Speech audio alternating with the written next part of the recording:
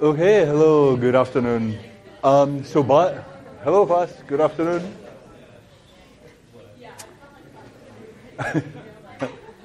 Good afternoon class.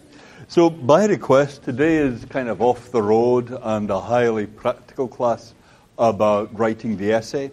I want to start out with taking 5 or 10 minutes on a kind of class exercise for everyone to do. The logistics of this are going to be a little bit primitive because the room is really set up for everyone to sit in rows. What I'd like you to do is the same kind of thing we did last time. Most of you have got a person on your left, a person on your right. So what I'd like you to do is get into a group of 2 or 3. You and one neighbour, or you and the neighbour on either side of you. Something like that, and introduce yourself to them, say, hello, my name is, and then I'm going to give you the following task, and I hope you will do this task in the next 5-10 minutes. So remember, on the essay, it's going to say the first paragraph of your essay has to state the main thesis for which you wish to argue. The last paragraph is going to restate your main thesis and summarize the way you argued for it. So when you get 1 or 2 people to talk to, and incidentally, given the way the room is, there are probably going to be about a dozen people who find themselves on your own. So if that happens to you, stick up your hand and the GSIs or I will come and try and matchmake, as it were. Okay, so in that group of 2 or 3, you will be either a sender or a receiver at the start. So if you're a sender, your task is to explain to the person next to you what your main thesis is going to be for the essay, and explain it to them in such a way that they absolutely get it. Given the nature of the stuff we're doing, these things are usually a little bit complex, so it shouldn't be surprising if the person you're talking to says, I do not know what you're talking about. Your task is to get it into their head, what you're talking about. And if you're a receiver, your task is to write down, either with a pen or on your laptop or whatever method of writing you use, write down what the main thesis is, and then do one of the following 3 things. Either think of a way of explaining better than the sender did what the main thesis is. That might be by giving an example. Or, for example, if the sender said, my main thesis is that behaviorism is completely correct, then you might want to say, well, there are 2 types of behaviorism. There are 3 types of behaviorism. I have 5. I wish to distinguish between 5 kinds of behaviorism, and here's the one I want to defend. So think of a way of further explaining and illuminating what the sender is doing, what their main thesis is. Either that, or think of one argument for the thesis that the sender has given you, or think of one objection to it, and explain what you want to do to the sender. Is that clear? Is that plain as day? What the task is? Any questions about that? Okay, and then once that's done, then you switch it round. Yeah, then if you were a receiver, then it's your turn to send. Okay? Ready? Okay. Do you all have hanging on your lips the phrase, hello, my name is... Okay, let's go. And you have maybe 10 minutes max.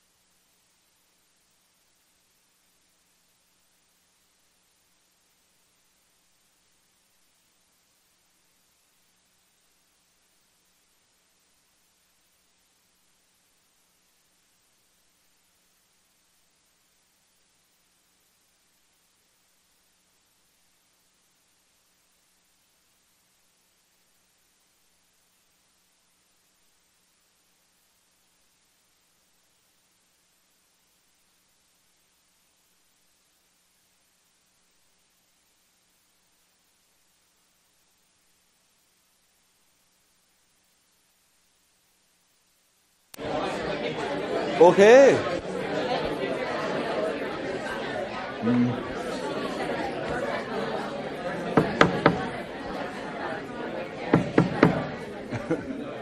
Hi, guys. Have you had enough time? Okay, would you like another couple of minutes?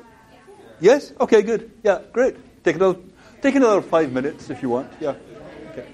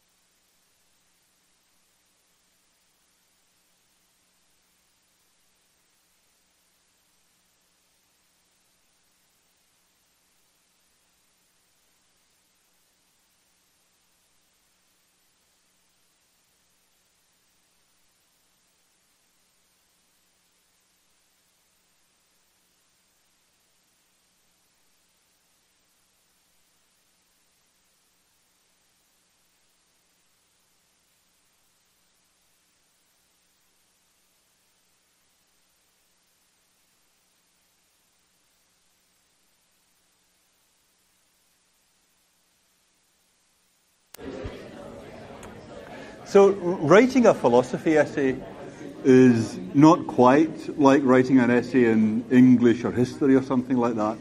I kind of basically, for writing the philosophy essay, you already know what it's got to look like. What you want is you got your first paragraph where you state out the main thesis. Yep, you know that. You got your last paragraph where you restate the main thesis, explain how you argued for it, and indicate any problems you weren't able to address. After the first paragraph, you maybe got another paragraph where you explain more fully what the main thesis is. Then you got a paragraph where you give an argument, a reason for believing the main thesis.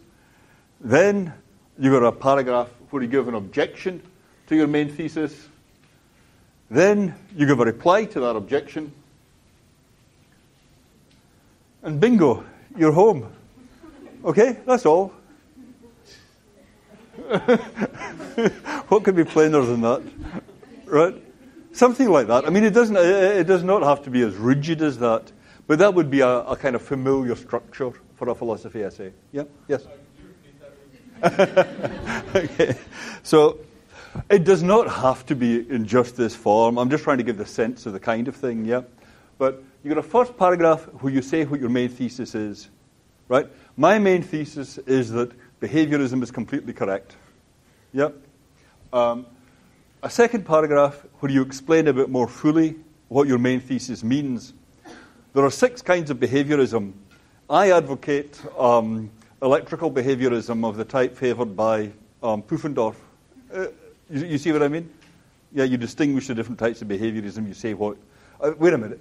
Some people are looking really worried and confused. I just made that up about electrical behaviorism. you see what I mean? But you see what I mean? The types, we distinguish different types of behaviorism, like scientific behaviorism or analytical behaviorism. You can maybe have something like that in your second paragraph. Then a reason why you believe it. Why do I think that's true? Then, an argument for it, something like, well, only that can explain how we know other people's minds, because all we have to go on is behavior. You see what I mean? I'm not saying this would be a good essay, the way I'm doing it, but this would be the right structure. Then an objection. Hey, what about Putnam and super Spartans? Isn't that an objection to behaviorism? Well, I've got to reply to that. Here's my reply. Then your last paragraph, saying again, well, I've been arguing for analytical behaviorism. I think I saw off Putnam and super Spartans. I'm still a bit worried about how I explain how I have knowledge of my own mind in a way that's different to the way I have knowledge of other people's minds. Something like that. I mean, the GSIs will actually be grading those universities. Does that sound reasonable to you guys? Is that? Yeah. So that would be a kind of classic structure. Argument, thesis, argument, objection, reply. Yeah. Any questions about that? Yeah.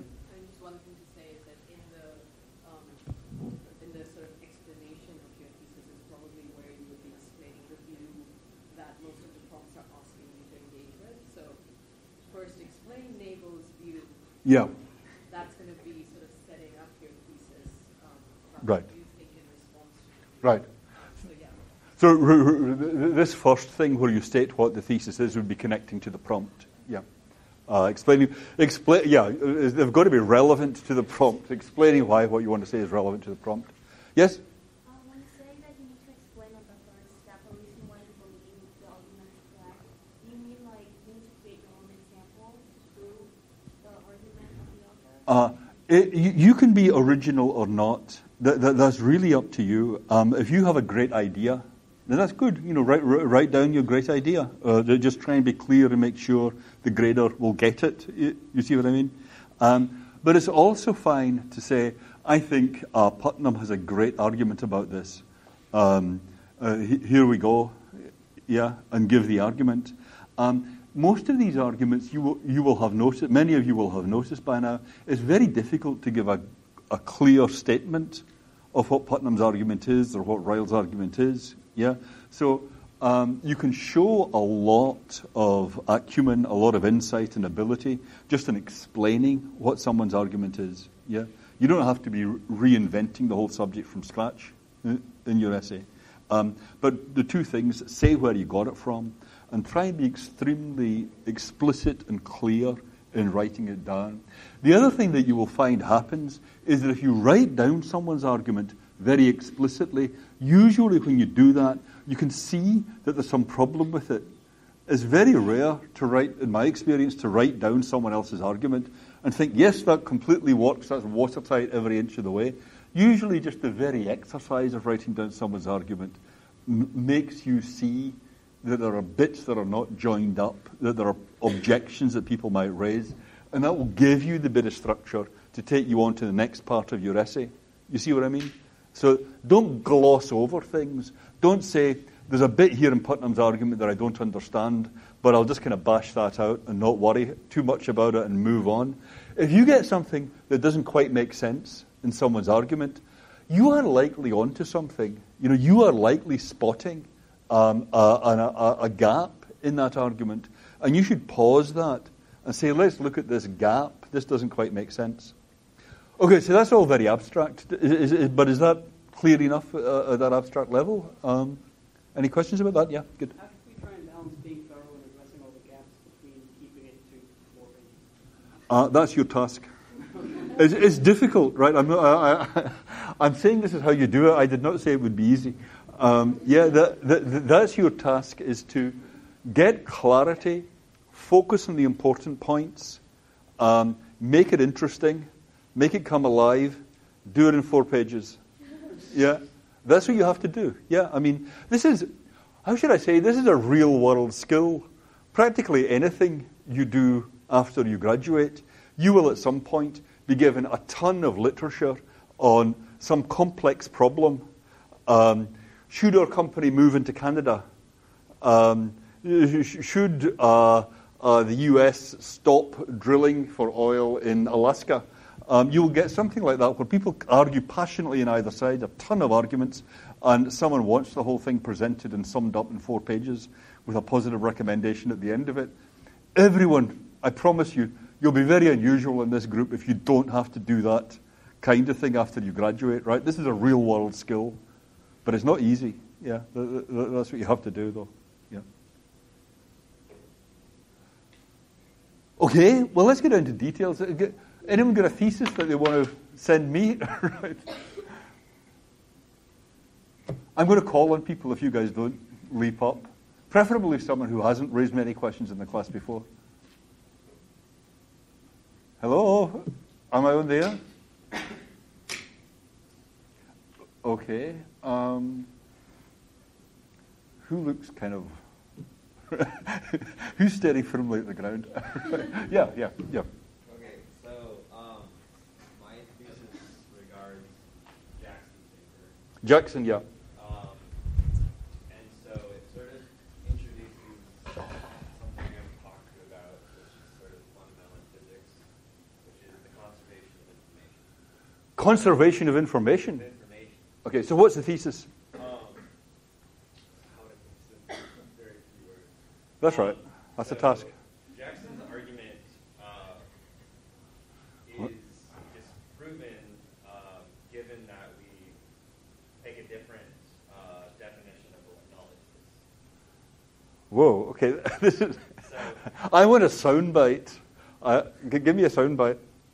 Of what? Of your main line. Right. We've got to redefine knowledge. Yes. How? Okay, so Jackson assumes knowledge is when he assumes that knowing everything about like a red photon and perceiving the red photon are 2 different things. Yeah. In physical sense, if you know everything about the red photon, then when you create the red photon and by conservation of information, you know everything about it. Okay.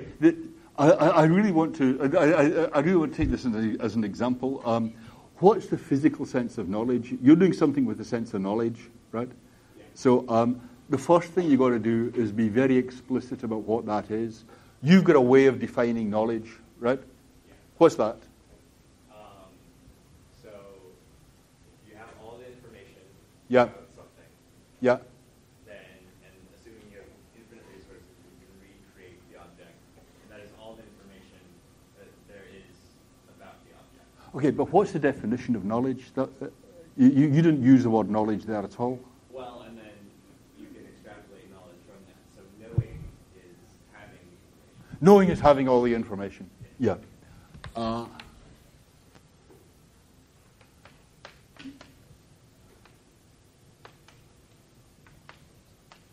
So what I'm trying to push you to do there is the key move that you make in the essay.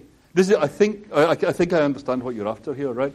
But this is going to be the key move you make in the essay, and I want that absolutely explicit and out front. Somehow it's very natural to kind of shelter your key move and think, wait a minute, I'll tell you about that later when I've done a lot of talking back and forth. You see what I mean? When it'll be safe. But what you will have to do here, what you're being asked to do, is expose the nerve, get the key move, so if someone wants to disagree with you, they can see exactly where the jugular is. You see what I mean? Yeah. It always feels unnatural to do that because you don't like going about like this, right? But that's what you're being asked to do. Okay. Once we recognize this, once we have this, we can see Jackson's argument doesn't work. Okay? Yeah. That's the take. Yeah. So what Jackson says is that because Mary must have learned something after leaving the room, then that means that there must be something other than the physical information, right? Right, that's right. That's right. My argument for this is that seeing the photon is only an abstraction of the Yeah. actual information, as is her understanding of the information. Yep. Where the physical information exists in the photon, Okay. right? And you can know about the photon Okay. as an abstraction of the information, but so is receiving. Okay, this is shaping up just fine. So what you said, I mean, I'm not going to try and write all that down, but what you said would go in here, right? Yeah. What you just said would go in here. And it's kind of obvious, just from listening to you explaining it here. It's a little bit complicated, that argument, yeah? So it's going to be there's going to be some point at which it would be natural. If you imagine Jackson listening to you, it would be natural for Jackson to say, yeah, but wait a minute, here's a key point you're missing. Mary gets the physical review. Mary gets nature. Mary gets science. She has all the journals. Yeah? So here's Jackson. Yeah? And then, no doubt, you have a way of polishing off Jackson. You see what I mean? Yeah. Or you might say, no, there's a valid point Jackson's making here that doesn't seem right, but I don't quite know how to address it. You can do that. Yeah? But just explain as far as you got in thinking about that. Then restate it, and you can wrap up. Yeah. So what do the GSIs think if you got something like that? Is that? Yeah. Okay. Someone else. Anyone else with a thesis? I'm going to start calling on you guys in just a second. No, someone from a different part of the room. All right. Okay. Yeah, come on. Give us a thesis. Yeah. So mine's kind of abstract. I just want to see if it turns out to be viable. Sure. Yeah. Okay, so basically, I'm doing the first problem on Nagel and his scientific understanding. Learn about Nagel and scientific understanding in the bat and all that, yeah. So my main thesis is that Nagel's argument rests on the notion that there is such a thing, that it's likely to be that, and that there is a subjective consciousness. And from that standpoint, his argument is valid. But I argue that you can't be sure that there is a subjective consciousness to begin with. Yeah. And because of that, the scientific, because you can't prove or disprove that there Right. is a subjective experience, you can't disprove that having all the scientific factual information about something would not be enough to completely understand. Okay. So the main move is going to be something like, my point is we need to establish that there is such a thing as consciousness before we can argue from it. We can't take that for granted. Yep. Right. And then Descartes would be a natural way of arguing against that. Yeah, because Descartes says, suppose the physical world doesn't exist. You still know about consciousness. Yeah? And so I no doubt you've got a way of addressing that. Yeah? No. But we're just talking about the structure of the essay here, what an essay should look like, if you see what I mean. So I think that's fine. It's just as with your neighbour, to get it articulated properly what the key point is that you're going to rest everything on. And in your case, it sounds like it's going to be something like, you can't take the existence of consciousness as a datum. That's something that has to be argued. Yeah? And then once you see that, Nagel's argument looks different. Yep. Yeah. Okay, someone from this side of the room. What about one of you guys? Yes, exactly. If everyone just looks round for that. Anyone? Lady in blue?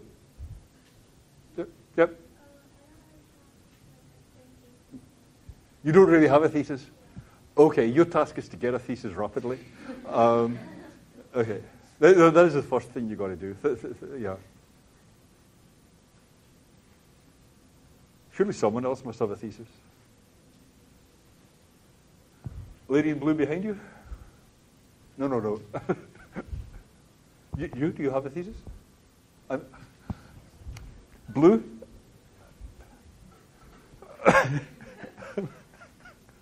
Yes, I meant you. Yep. Yes.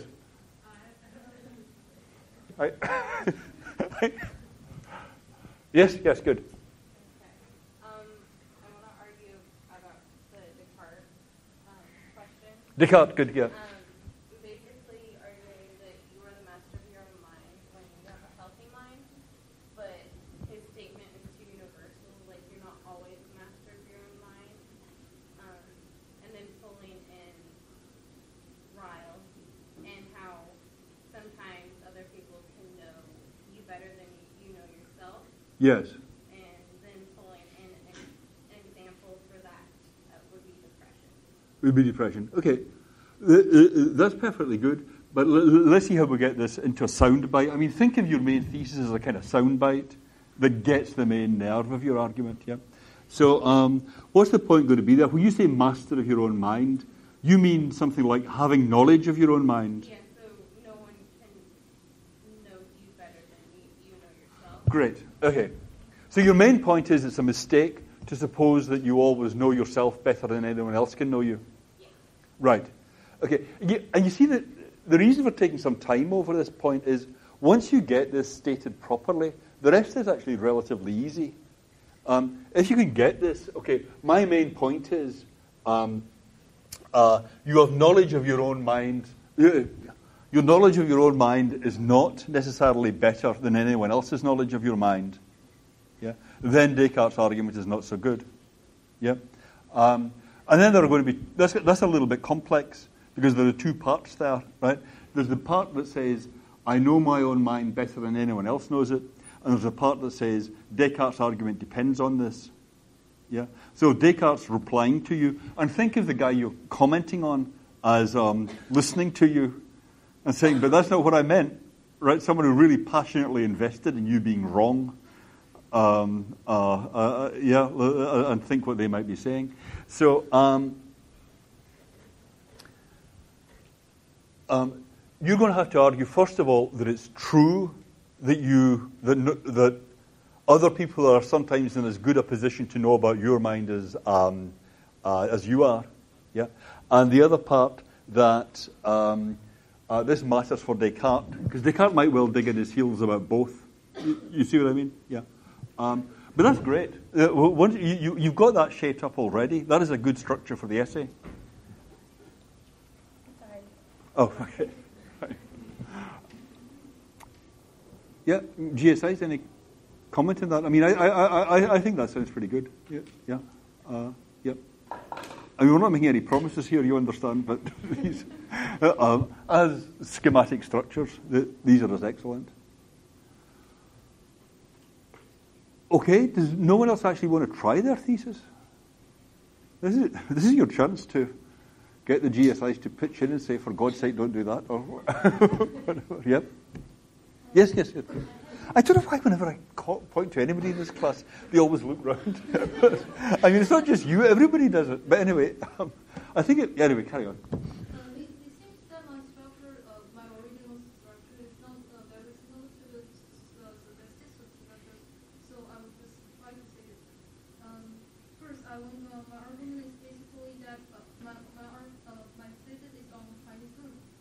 You're talking about the Chinese room. Uh-huh. The main point is I want to argue that Searle is right. And You want to argue that Searle is right? Yes, fine. I want to explain why he is right. Yes, So that's good. The first part is I try to understand try to explain what is computer model of mind and Searle's refutation about it. The main point. And the second, I want to analyze the assumptions behind computer model of mind, the behaviorism and dualism, and how the Chinese room refuses against it. Okay. And the second, that is the point of the part I'm very confused that I think what's behind Searle's thesis is intentionality or the self-consciousness, but he just not mentioned it very much. But it is, but basically, I think what the point is. So I want to explain what is exactly what he exactly means when he says computer doesn't understand. Yeah. I want to explain what understand. I think it has a close relation with myself, consciousness, and intentionality. But that doesn't appear much in the thesis. So Very good. Okay, so I think I get the gist. And what that brings out is the difficulty of getting your main thesis sorted out, or what your main thesis is going to be. And the way you put it is, my main point is Searle is right. Right? And we should just leave that in the board in case he comes in here himself. I think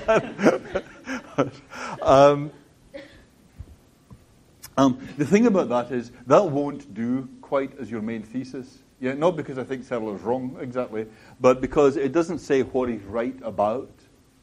Yeah, the trick is to be fully explicit here. So what you've got to delete this and say, okay, so what is Searle's point? What is the point you agree with? It's something about computers don't understand English, or can't understand English, or couldn't understand English. I want to explain what is understanding according to Searle. That's not a thesis, right? That's a question. Yes, Yeah. but I think he is basically right. So there's nothing to do except explain why. Yeah, but what's he right about? What is he right about? You said Searle is right, yeah, but Searle said tons of stuff, right?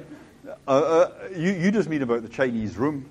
So what is it? The difficult thing is to articulate. I mean, please, other people pitch in here. If you're thinking about the Chinese room, how would you put this? Yeah. So I'm also writing about Searle. I'm not refuting Searle, but I'm saying that his argument is inadequate because he hasn't defined a semantic understanding, how one is to achieve a semantic understanding.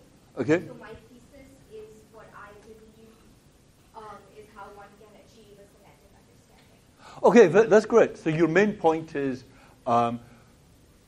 we achieve a semantic understanding by doing X, right? We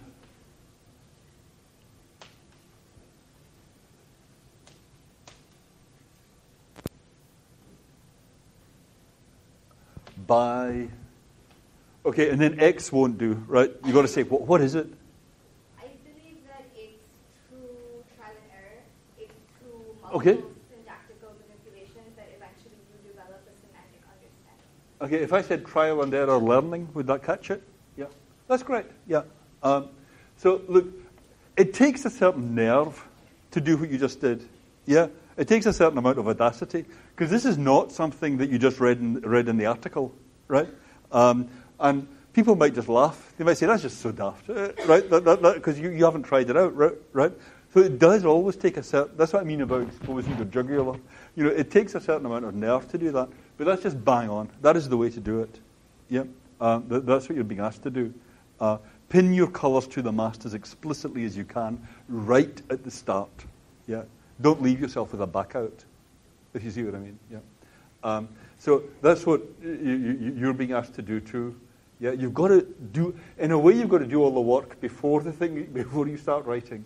You see what I mean? Yeah, I mean, I was just going to say that a similar point that you made, that you could sort of formulate similarly is something like, I want to say that Searle's notion of understanding is brings in a notion of self-consciousness, right? So you have that idea. It's just about being explicit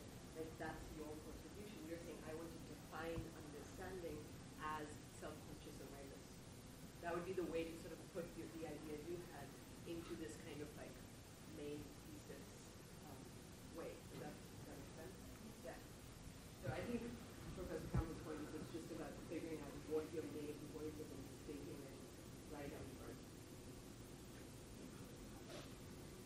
Okay, can you put your hand up if at this point you're fairly clear what you're being asked to do in the essay? And if you're kind of still foggy about it? Can you put your finger on what... I mean, it's always hard to explain what's foggy, but... Foggy about? Oh, I guess for the writing of the thesis, basically, like, I just restated, like, oh, like, I agree with, Locke, and I said, Yeah. because of, like, an argument that someone, like, another philosopher is ready to propose.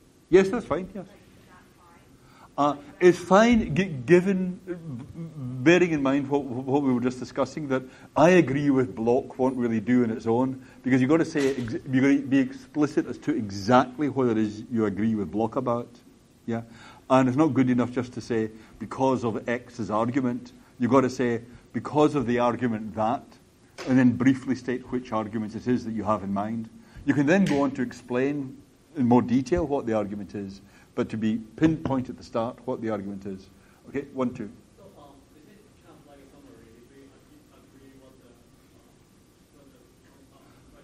Yeah, a summary is fine. I mean, the way I'd put it is really a soundbite. Or if you think of a newspaper headline, a newspaper headline catches the main point of the article fully, really, so that you can almost imagine what's going to be in the article from the headline. Do you see what I mean? So it's got to be explicit. Summaries sometimes just say, well, as we've seen, Bloch's argument is no good. It's got to be better than that. It's got to be more explicit than that. Yeah, identifying exactly what it is that's no good or whatever. It's like if you agree with the article, we just like reconstruct the argument and then we just make a summary. That's right, but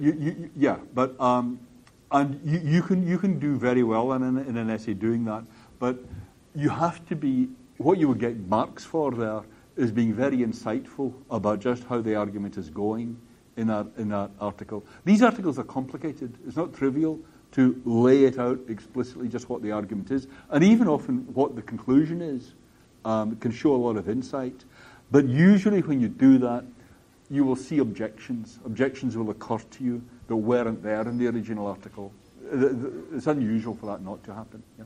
If we are arguing that we agree with one of the points set out in one of the papers, I'm not Yeah. seeing what there is to do other than summarize their arguments and state that we agree with them. And I'm saying that if you disagree, you can point out where you see flaws in their argument. Well, this is the kind of structure I was suggesting here, where you have the kind of structure in your essay of argument, objection, reply. Yeah. So when you're explaining someone's argument, what I've been saying is usually you will see that there are objections that people might naturally raise, or a lot of the literature we've been looking at is people commenting with one another. And after all these guys, Nagel and Descartes and Ryle and Putnam and so on, they all disagree with one another. So usually you will not have to look very far to find someone who's got a problem with something that somebody else has been saying, even if you agree with that other person. Yeah. So you should be thinking, what's an intelligent reader looking at my essay going to be thinking? It's not going to be good enough just to say, here's the argument. I think that's just knockout. Yeah, because somebody's going to have a problem with that, and you've got to explain why that problem doesn't really apply. Yeah. Okay, all plain as day. Go to it. Now, just one last thing. Would you like to do any more of this kind of stuff, or is your task clear? And we'll just move on. I mean, not much, but move on a little bit on Friday. Move on? Move on. Okay. Well, that was inspirational. Thank you, guys.